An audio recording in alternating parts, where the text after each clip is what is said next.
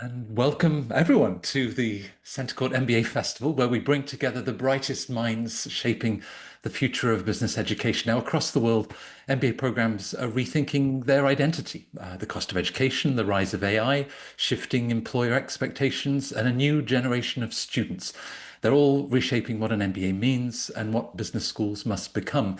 I'm Matt Simmons. I'm joined by Centre Court co-host and editor-in-chief of Poets and Quants, John Byrne. Now, John, it's been said that if you were a quoted stock, then everybody should have you in their investment portfolio. Is the MBA still a great investment?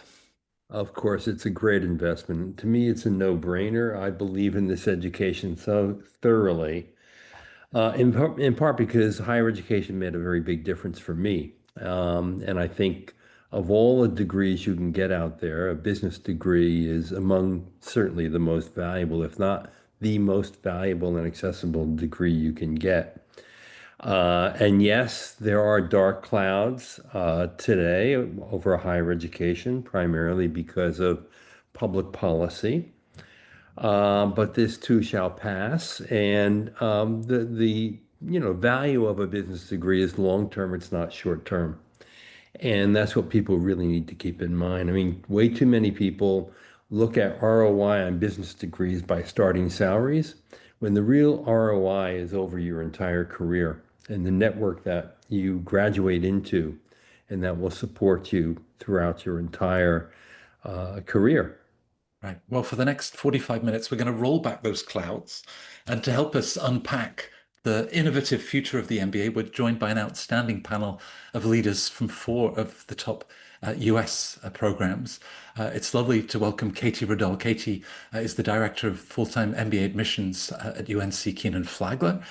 We have Brian Mitchell, the Associate Dean of the Full-Time MBA programs at the Goizueta School at Emory. From McDonough and Georgetown, and Kilby, the Associate Dean for MBA Admissions, and Whitney Kessner from UVA Darden, the Managing Director of Full-Time MBA Admissions. Well, with a group like that, John, I'm sure that you're eager to ask the first question and perhaps defining the value of an MBA in 2025. Yeah, Brian, let's start with you. What is the value of an MBA today? Thank you, John, and thank you, Matt. It's great to be here. I appreciate joining me with Katie and Whitney and Ann as well. Um, I think you said it well, John, when you talked about, we prepare our students not just for this next job, but really about their career in totality. I think today what we're doing to focus even more on kind of highlighting the return on the investment is around growth more so than ever and defining that on all these different types of growth parameters. So when you think about your career, you're not just thinking about this job, but you're thinking about a growth trajectory of the types of things that you want to do and the type of leader you want to become.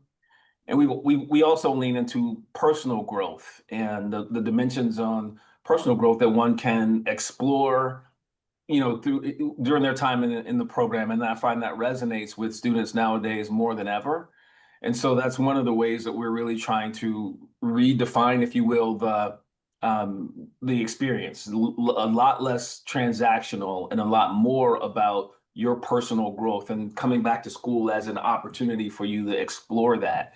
And we find that even, people with very different goals in mind all really want to still develop as leaders and grow in ways that where that kind of one theme can touch almost every student. True. One thing I love about business degrees, and particularly the MBA, is how responsive schools are to the market. You know, the needs of people are evolving and changing, and maybe even more so today with disruptive technology like AI. So, Whitney, tell us how your MBA program is modern and up to date and changing with the times. Thanks for the question, John. And again, thank you to you and Matt for hosting this.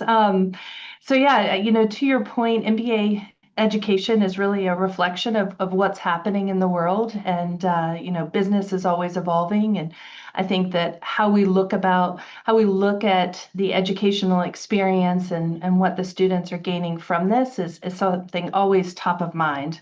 I think at Darden, really thinking about the way that we learn, experiential learning, the case method.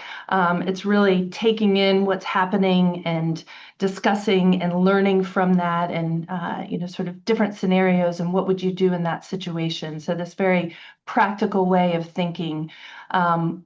Always top of mind is sort of what are the skills that our students are gaining, kind of to Brian's point, the hard skills, the strategic thinking, continuing to build on that global mindset and leadership skills. You need to be thinking about your career and how you're going to manage that.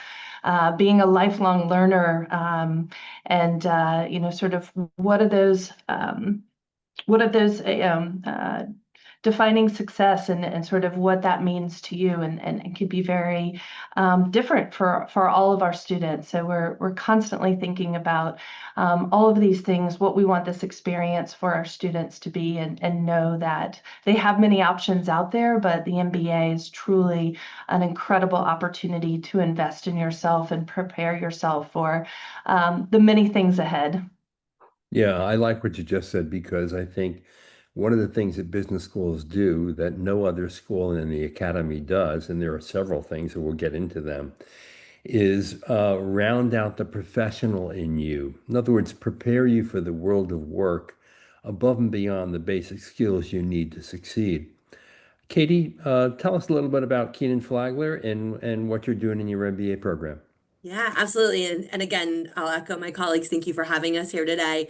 It's a very exciting time here at the University of North Carolina, Kenan-Flagler, coupled with the brand new building right behind me that is set to open in a couple of weeks. We're really Very exciting. excited. Yeah, I know that there's been some sneak peeks out there and more to come in early November, but really thinking forward from a technological perspective in the classroom, both in and outside the classroom, and providing those opportunities for our students just to be, right, a place that they want to be with faculty and with our community every day.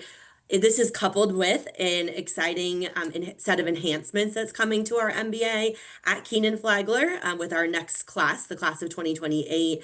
We're going to be shifting our core curriculum to be much more flexible and bringing that elective flexibility that has traditionally been a part of our second year and part of our first year actually into the core semester, and syncing our more career and industry focused electives so that the faculty that oversee those electives are almost team teaching. They know where you are in this experience of learning, in the experience of meeting with companies, meeting with future employers, and preparing you for the just right now that you need for those conversations. And then, as Whitney and Brian said, secondarily to that, preparing you for your entire long-term path. This is such a transformational experience, and it starts here in our new building or on campus, wherever you may end up. But we need to be thinking about the right now and then preparing you for the future. So really excited about some of these more career-centric, really directive elective sequencings that we're going to start introducing into our core semester that will carry on through your entire MBA journey. Great. And we're going to come right back to that after Ann tells us how Georgetown is redefining the value of an MBA today. Yeah, happy to, John, and thank you again for having me today. It's great to see you and my peers here. So at Georgetown, every 8 years, we revamp our curriculum. Every year, we make minor adjustments and tweaks based on market demand and student demand, but every 8 years, we do a bigger overhaul, and the classes starting this upcoming fall 2026 are going to get the new curriculum.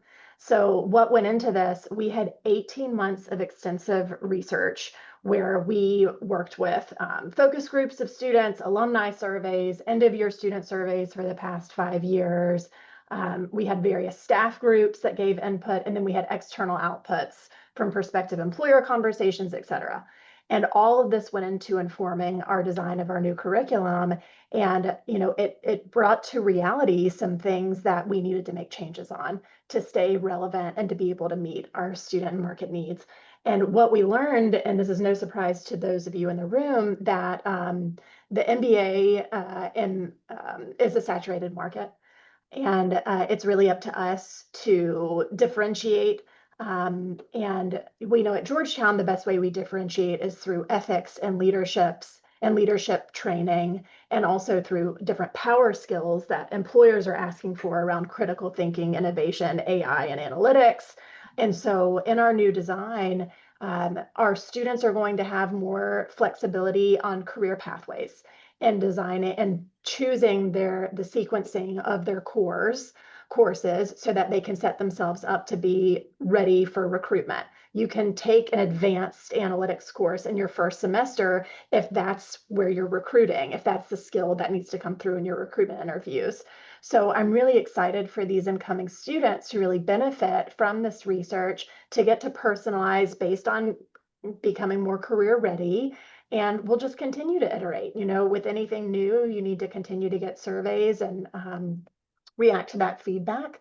But I'm appreciative of the investment that's gone in to getting us to this point. Yeah.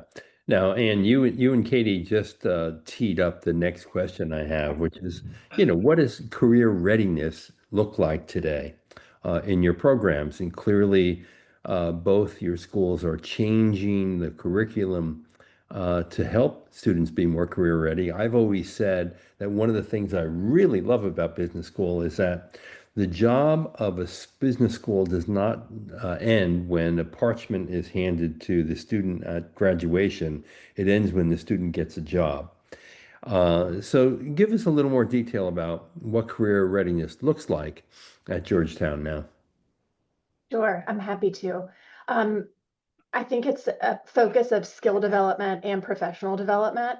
So on the skill development side, again, we've identified a set of skills, both through employer surveys and conversations, as well as student conversations, focus groups. And so the skills that we've identified that needed to be incorporated in our curriculum and really brought up earlier on in terms of our curriculum timing are communication. And I mean that from a presentation, writing, listening, problem solving, critical thinking, leadership, adaptability, especially in this world, you need to be able to pivot quickly, client relationship management, and then really a thread line of AI and analytics skills.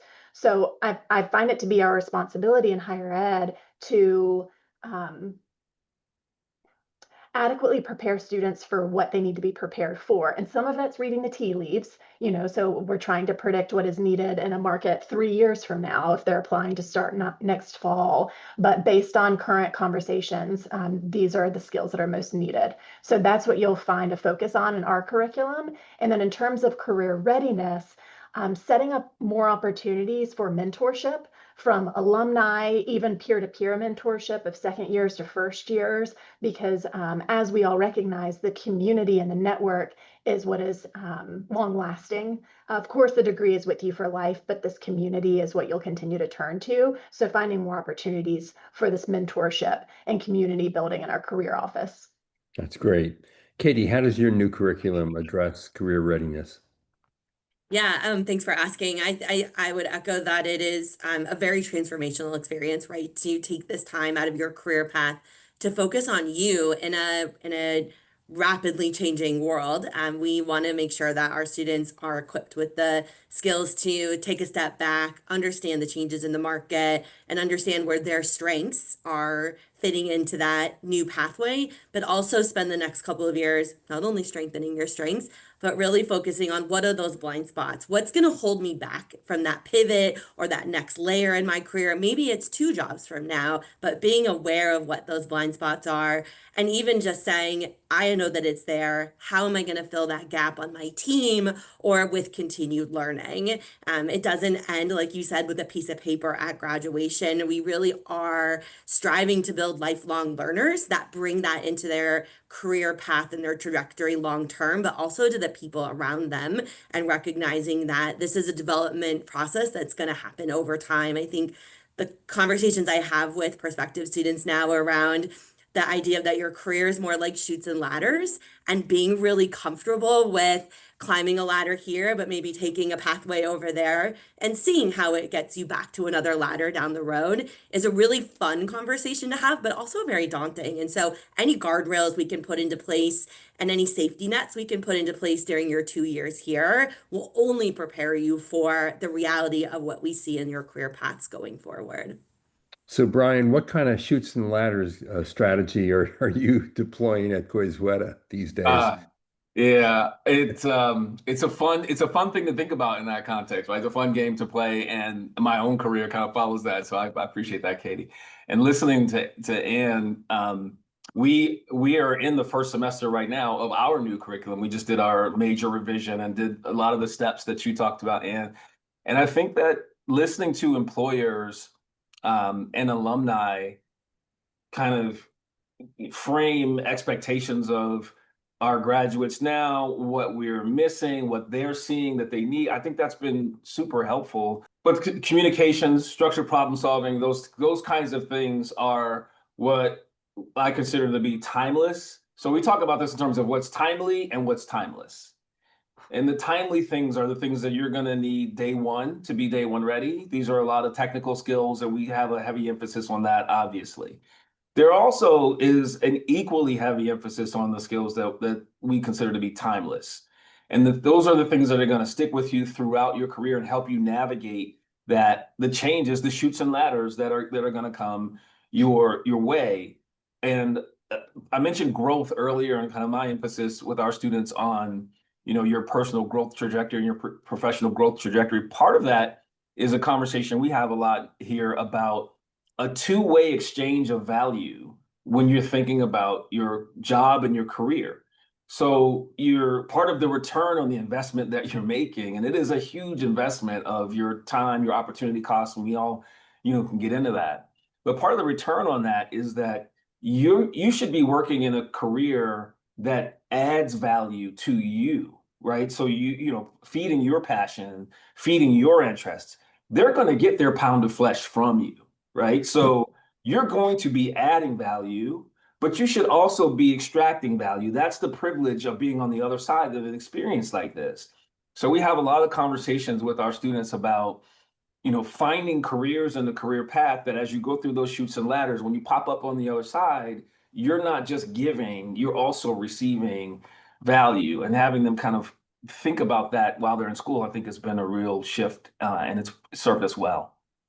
Yeah, what's fascinating about our discussion is we've devoted little of it to the basics of business, accounting, finance, marketing, strategy, operations, all the things you learn in a business school.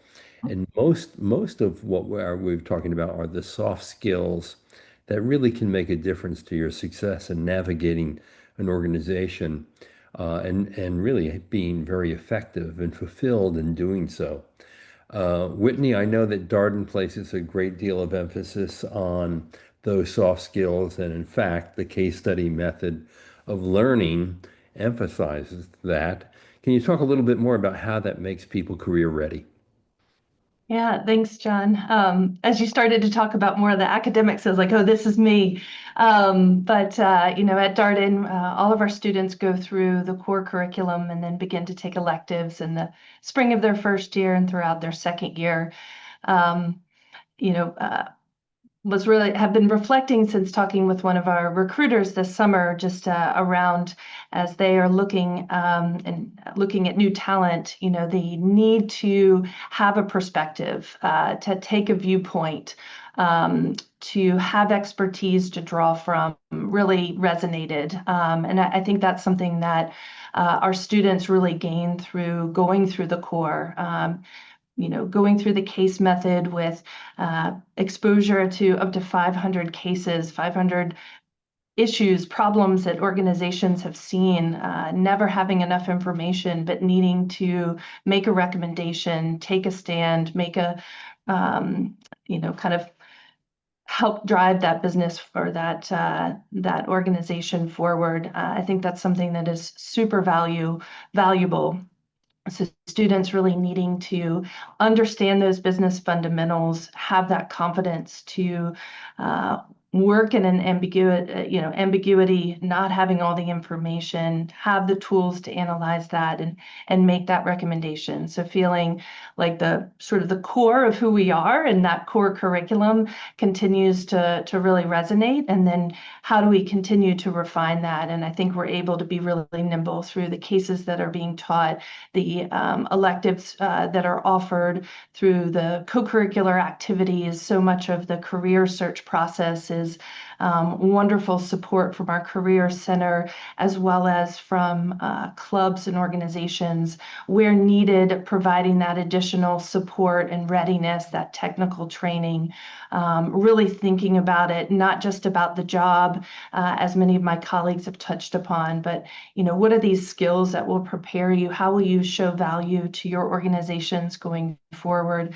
What is the impact that you're seeking to make, and what can be these possible paths for you?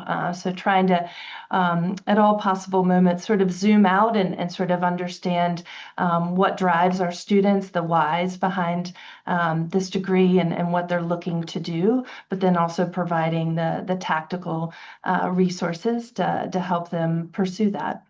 Great. Matt, over to you. Yeah, no, I'm still scratching my head why my 5-year-old always beats me hands down in Chutes and Ladders. I thought it was random luck with dice, but it's going to help him with his MBA applications 20 years from now. Katie, I'm just thinking about the excitement of moving into the new campus in a couple of weeks' time, and perhaps that sense of what do we bring with us? There are opportunities to flip classrooms, so much innovation that surrounds you. How have you thought about the MBA program evolving in this new space? That's a really great question. I actually haven't gotten my eyes on the inside of the building yet, so really excited for my opportunity the end of this week to see just the spaces where our students will congregate together. And I think what's exciting about the new space is that it is so open and has so much common area for team meetings or school-wide activities beyond the MBA students. We have obviously a portfolio of degree programs that right now I think don't always congregate in the same places, maybe the cafeteria, but I'm really excited to see how they come together as a community and sort of build that strength together, both in and outside of the classrooms. I'm also really excited, just because it is Carolina and we have gorgeous weather down here, for how our faculty and our students take advantage of all of our outdoor spaces, which were very deliberate in ensuring that we weren't just sitting at chairs at a desk or moving chairs around in the classroom, that we were up and out and taking advantage of all the spaces around us. So that for me is what's really exciting, is to see the community that is enhanced just by all the open space that we have here across our entire degree portfolio. Right. Brian, I was struck by the word that you used, timeless. And of course, the intensity of a 2-year experience in the classroom and beyond the classroom and the wider Goizueta community. As you think about balancing the tradition of what you already do incredibly well, and then developing the skills that are going to achieve that career readiness that we've discussed, how do you find that balance in the curriculum and the program itself? Well, we're all constrained, right? It's quite difficult to be able to do all of the things that we're talking about here in terms of hard skills, lifelong growth. It's hard. But I think one of the benefits is this generation of this generation of learner is so thirsty for all of those things, that they're very accommodating, we're finding, with being creative, with timing, with delivery methods. So there's a little bit of, I hesitate to use the word hybrid because they'll PTSD from COVID, but it certainly is a mixed approach on how we get all of the things and experiences in front of our students. And it challenges all of us to be creative. So some of that requires some technology, and some of it requires some sort of off schedule programming. But a lot of it requires our faculty working together. One of my colleagues here mentioned almost like a team teaching approach. So our faculty working together in ways that we really haven't practiced before. There's a lot more of that now, a lot more integrated teaching, so that the idea of structured problem solving shows up in your marketing class. Those kinds of things really do help with being efficient in getting all of this across. Student experiences, there's always going to be a million case competitions and things like that. But the things we do around experiential learning that are under our control, I think are other opportunities to sprinkle on a little bit more in the rubric of, yes, you nailed this, the hard skill, the analytical piece, now practice this in terms of the presentation and so on. So we have to be creative, and I think we are, because we've got students who are really interested in that full spectrum approach to business education, which is exciting. That's really good for us. It helps me anyway not get exhausted. Well, that challenge of creativity, and for faculty, Whitney, I'm thinking about a cry from the West Coast of students saying, we're not learning anything, that John and his team at Poets amplified. Across 500 cases, that there are fundamentals in there about leadership, about marketing, finance, and so many other things that you cover at Darden. How do you also then infuse some of the latest thinking around AI and innovation to make sure that students are really getting everything? Yeah, thanks for that question, Matt. And I think this is daunting and exciting, to have the incredible histories of our organizations and just the incredible education, and then this rapidly changing world, and how do we evolve with that. And so I have the wonderful opportunity of sitting on our MBA program team and kind of seeing those discussions taking place with many of our faculty heads, and sort of grappling with, what's working well, what are these things that are really fundamental that we want our students to learn, and then how do we give them this exposure, help them feel comfortable with these new technologies, so they can really amplify their work. And so it's happening all right now, and it's messy at times, and it's exciting to see how things are evolving. But that, coming into a Darden classroom, that you're going to be engaged in that learning, that you're going to be, ample opportunities to learn from your peers, to practice that critical thinking skill set, and sort of wade through a lot of really complex situations. And so we really feel like we're training our leaders and putting values-based decisions at the core of what they do. And so that won't change, but how they are analyzing information, tools that they're using, all of that is so rapidly changing. And so some faculty members, are open arms, welcoming AI tools, and sort of incorporating that into their curriculum and assessment. Others, feel like there's a space for it and not. And so again, it's just really neat to see it evolving in real time. Challenges are always opportunities. And if you have an 8-year review, Anne, and give such a central place to the voices of students, I imagine that even beyond the curriculum, the clubs, the activities, McDonough within the rest of Georgetown, and then DC. So how are those different activities beyond the classroom also evolving to reflect those student interests? Great question, Matt. I'm happy to talk through that. So you're right that beyond the classroom, to give a student a full experience, we have to have that consideration. So we have a philosophy, a motto here at Georgetown called Cura Personalis, which means care of the whole person. And with that, we demonstrate that care in terms of offering a well-rounded development, which has to exist outside of the classroom as well. And so you mentioned some examples of where they can access this broader development through student clubs and organizations. I want to highlight one in particular that is new for us and is, I think, a great demonstration of our values at Georgetown and how to get our students into the DC area and contribute to the community. And it is called Small Business Core. So Small Business Core was launched last year in our pilot year. And this is an opportunity for local small businesses to submit a form on our website to ask for MBA support, is the simple version.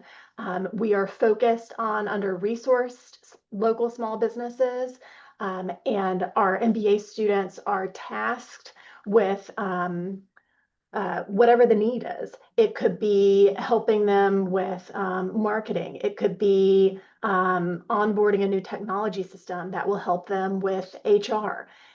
It could be doing some kind of market analysis to really find their niche. There's lots of different examples, but I think what's really beautiful about this is the students get such fulfillment in offering their classroom expertise, as well as what the experiences and the perspective they've gained pre-MBA, to see it real time and offering that value, because it's just a semester long. So the turnaround is fairly quick, and to get that feedback from the organization. So I think how we must evolve, and this is something that one of my colleagues just said, is the ensuring that we have a pulse on the market for skill demand, but also the ways in which we are teaching those skills. And it has to be beyond the classroom. There has to be creativity. One more quick example of how we teach leadership communications at Georgetown experientially is through a day-long case simulation with alumni, where it's called Executive Challenge. Our students are given a case study in small groups of a problem they have to solve, and they present the solution to a mock C-suite. The C-suite are all alumni, and this is their final exam for the course. And so it's day long of giving a pitch. These alumni are given personalities, like a disgruntled CFO. At the end of the day, we name a winning team, and then we follow it with networking. So again, leadership communications is a skill we're trying to teach, but how we're teaching it is in a really creative and meaningful way. I'm sure whether it's the sharp minds and the insight and talent of diverse individuals for the small businesses, or the disgruntled CEO and your alumni, all four schools, I mean, you have a decades-long tradition of a warmth of welcome and inclusion to brilliant, talented people from all over the world.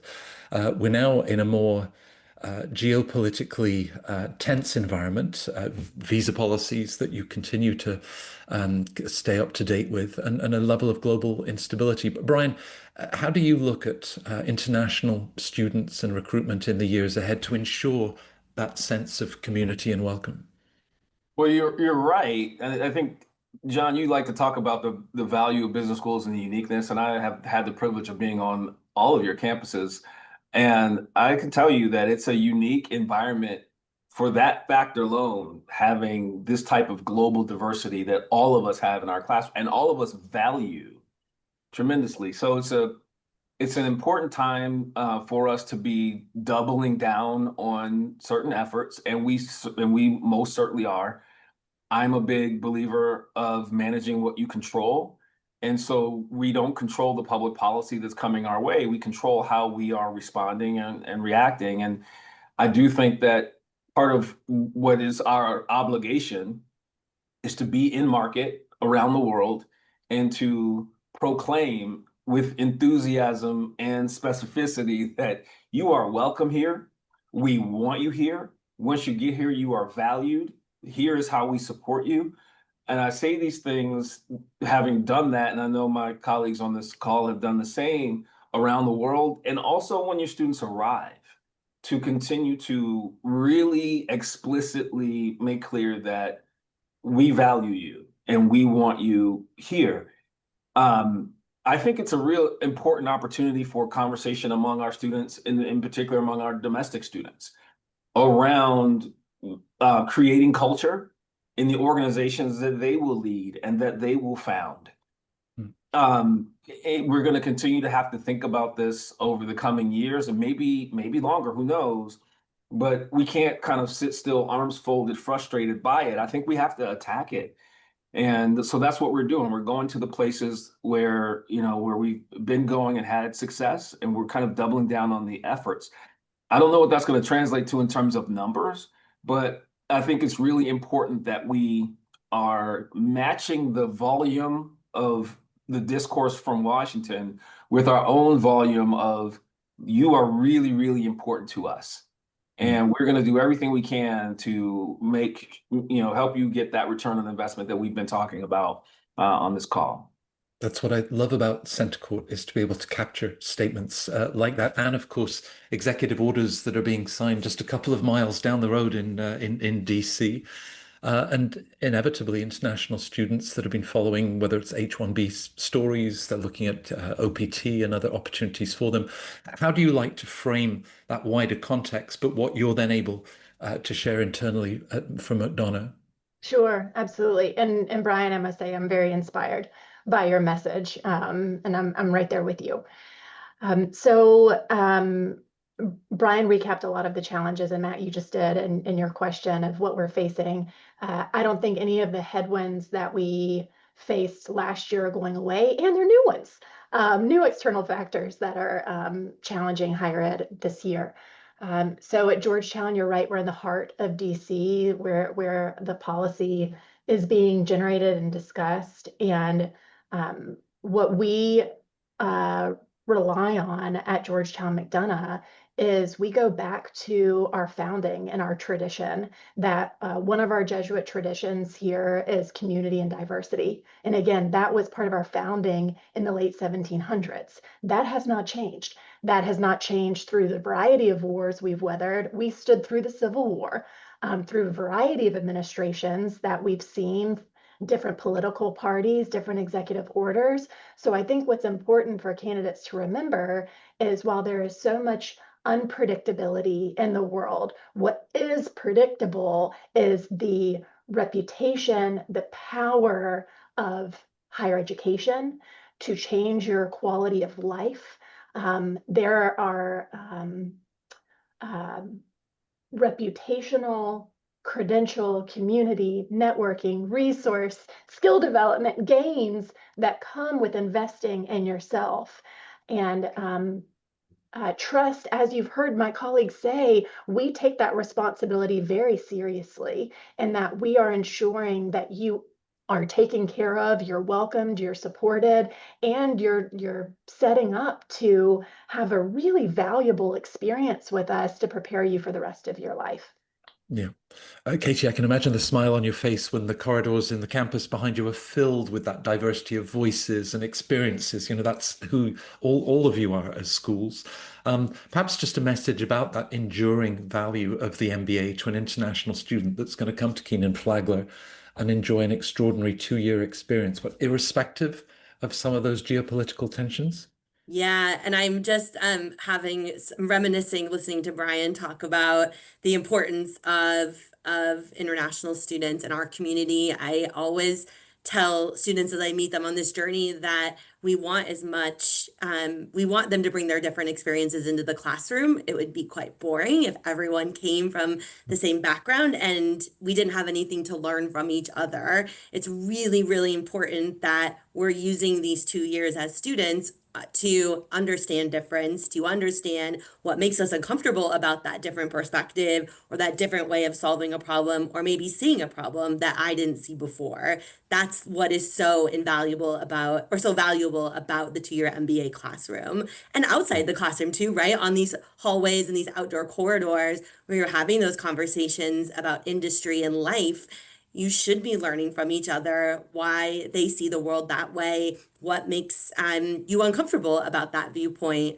I've had the opportunity to live and work abroad, and those few short years were tremendous. And I would give everyone that opportunity if I can. The fact that we can simulate that here in an MBA program is remarkable to me. And so I am love being a part of our International Student Advisory Board, working with our forward-facing colleagues with career and student life, and even our international student advisors who are really out there learning the latest and greatest on how to support our students, and continue to tell this story, as Brian and Ann said, that we are not our communities without all those different perspectives and all those unique experiences in the room.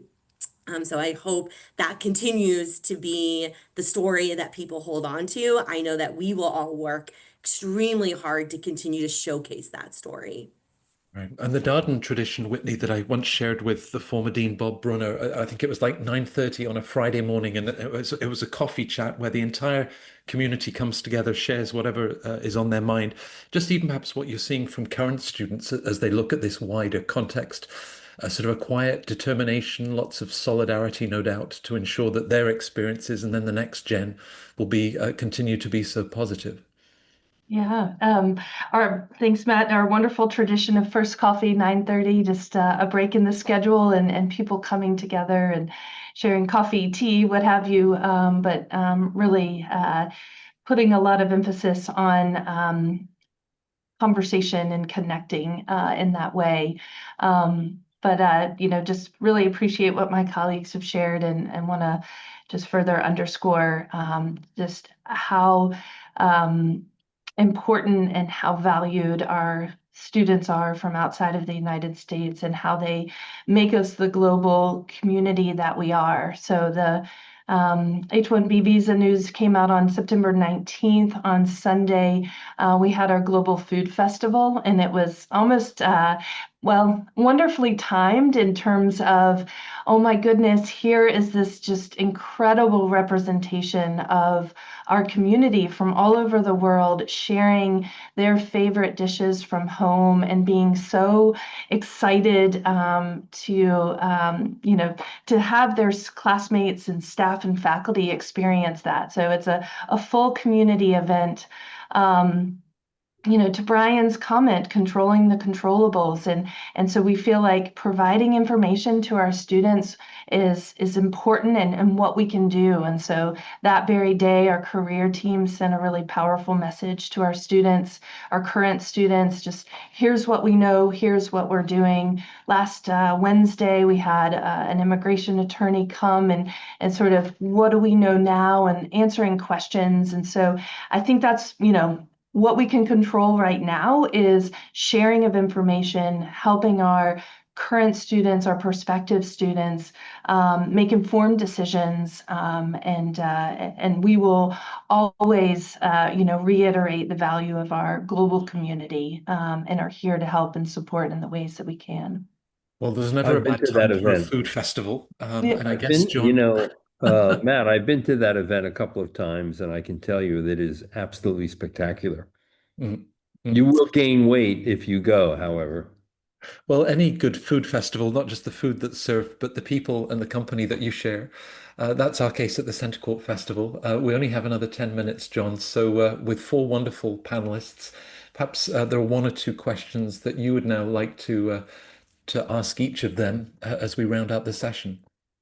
Well, we touched on AI, and I think that it's worth addressing in a little more detail because AI is already affecting the way we think, the way we work, the way we play, and this is going to become increasingly true as we move forward. And I know that employers right now are really looking for people who are AI equipped in hiring decisions. So I wonder, how are the schools changing to assess student work, collaboration, integrity? How is AI impacting the learning experience? Whitney, let's stay with you and start there. Sure. Thanks, John.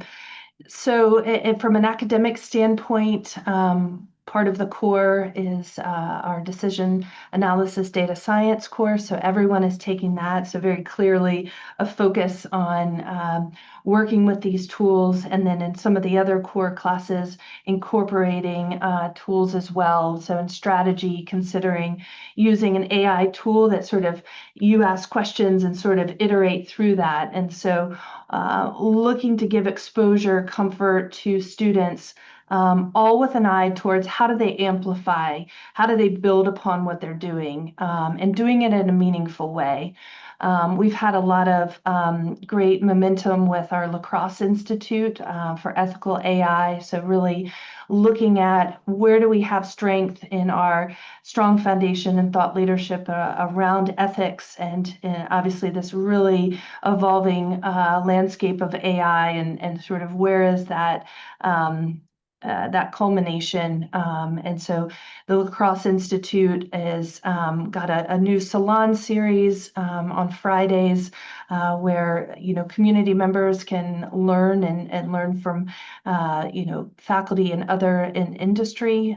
We've got a big conference coming up in early December. And so I think it's just really, where do we have the strength? Where are we having opportunities to better equip our students? Kind of getting back to the faculty, incorporating it into more clarity around when it, is permissible and when not in the course and in the exams. Students are in first quarter exams right now, so just getting some more specific, more clarity in terms of expectations there. It's worth noting that your senior associate dean for the full-time MBA Oh program yeah, happens to be the co-director I of the should have led with that. Institute. Yeah. And the special advisor to the provost for AI. Yeah. So Yael is very much in the game here in a very big and timely way. Mhm. Brian, how is Goizueta addressing AI? So I would suspect Ann might be doing something similar, given that you're doing a curriculum review. But part of our review was, how do we get AI into the curriculum, where and how deep and frequent? So we added this. This is our first iteration at it, but we added AI and quantitative foundations, even as part of our onboarding. And so there's a day that's just dedicated to answering the, super high level questions that every MBA, has, or every MBA's friend wants to know what they're learning about. So that first day, or one of the first days of onboarding, is around intro, like super high level AI tools. Everyone has heard of ChatGPT. Let's get a little bit further than that. And we do that because it's our culture. We want to encourage students to use these tools, to get to know these tools, to understand how to manipulate them, not to do anything that's academically dishonest, of course. But we are trying to get to a point where we're really encouraging the utilization as much as possible. So there's that in foundations. There is a new core course that our students are, required to take, all of them. It's called Tech Tools and Transformations. And the reason why it's not called AI or anything like that is because it'll change over time. It's AI right now, but in a couple of years it'll be something else. So this course is designed to change with the times. It's also designed to have one faculty kind of quarterback, but other faculty from other areas come in and talk about how AI is being used in my area. So in marketing, the marketing professor would come in or bring a guest in to talk about AI marketing. So, we're not teaching MBA students to code. We're teaching MBA students how these things are applied in the fields that they might want to go into. But as far as assessment goes, we're seeing a lot more oral arguments. And I've talked to some folks up at Rutgers last week with you, John, that are doing the same, just to kind of triple check to make sure that you're mastering a concept and you're not relying too much on the technology. There's a lot more and a lot of different ways to orally assess students' knowledge. We're seeing more and more of that. And putting AI into as many rubrics across courses as possible is another thing that we're trying to do. It's hard to get all faculty on board with that because there's a range of comfort. But a lot of our faculty are finding a way to have at least, some sort of assignment that helps students get used to using it in ways that are ethical and compliant with the rules. And I think that's always got to be an important conversation at the same time. Yeah, definitely. It's worth noting for those who don't know out there that, you may be very familiar with Gemini or ChatGPT, but the truth is that every discipline has a number of AI platforms that would be important to understand, learn, and use. And that is part of what many business schools are teaching. And in your curriculum at McDonough, since it's all new, tell us what kind of exposure students are getting to AI.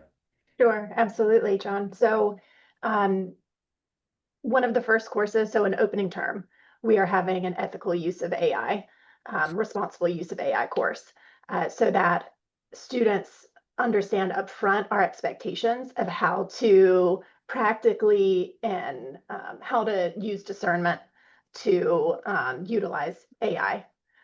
So I'm glad that's the timing. In terms of and actually, let me stick on curriculum. So in terms of other courses that have been developed to teach on AI, but also analytic skills, we have, here's a sample, data visualization and storytelling, SQL and non-SQL, machine learning and large language models, and then generative AI apps and bias awareness. So those are some of the courses available in our curriculum. From a non-curriculum standpoint or outside the curriculum, we recently did a survey of the business schools, students, faculty, and staff of getting a pulse on current AI use. And what we found out is that 95% of students who responded to the survey said that they are using AI, which really means all of them are. Right. So they're using it, and it's our responsibility to help them understand how to ethically use it. Staff are about 85% using it, and then faculty are about 80% using it. So I was surprised. I didn't know what to expect on the output, but it sounds like we are embracing AI as a community, which is a first step in terms of then utilizing it throughout the curriculum. And then lastly, I'll just say on the career and professional development side, some of the things that our career team is doing to utilize AI is we are training our students on using generative AI for LinkedIn profile optimization, for resume and cover letter drafting, on personal brand building. These are tools that our students are using, but also to make these tools a career accelerator. So these are the different ways in which at Georgetown McDonough we're utilizing AI, both in a curricular and beyond way. Katie, your take on AI at Kenan-Flagler? Yeah, I mean, I would echo everything that my colleagues have said today. We're seeing, just like in industry, more comfort around the idea of adopting it into the classroom, all the way to the other end of the spectrum where it's fairly prevalent and is probably moving much faster than other industries or other disciplines.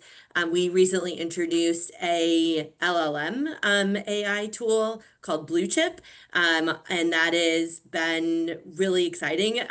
It's across the Kenan-Flagler community, but we have already seen it being introduced into classrooms from orientation day one in our problem solving course, and are beginning to see it show up. Much like what my colleague said here, it is a constant challenge to face in terms of integrity in the learning, making sure our students are continuing to use it as a tool and not a replacement to learning. And I think that's the challenge that is faced in industries outside of business school academics, is how are we preparing you for the future to lead teams that may be developing these tools or utilizing these tools, and thinking about giving our students opportunities to think more strategically through these tools or build strategy in leading teams that utilize these tools. And that's the difference for me with the business school education around AI. Well, thank you. Matt, I think we're out of time, believe it or not. We are, and Center Court wouldn't be the same if it was just digital avatars. That oral assessment, of course, all four of you are blue chip, and it's delighted to be able to have such lively and insightful discussions together with your colleagues. There are other moments during the next 2 days of the Center Court Festival when they'll be able to ask all of their questions, find out more about your programs, and of course, those first steps of connection. But to begin with you, Whitney, with Brian, with Anne, and with Katie, a great way to start the festival. Thank you to all four of you. And John, I think we're back on stage in 5 minutes. Yes, indeed. Well, thanks, everyone. I think we had a really great and lively discussion. And I hope everyone takes away one big lesson, particularly the international students. You are welcome here. You will be embraced. You will be a key part of the community. You are needed and wanted. Forget the messaging you're getting out of Washington. Understand that when you enter a university environment in any of these business schools, you will be welcomed and embraced. This is John Byrne with Poets and Quants. Hey, thanks for watching.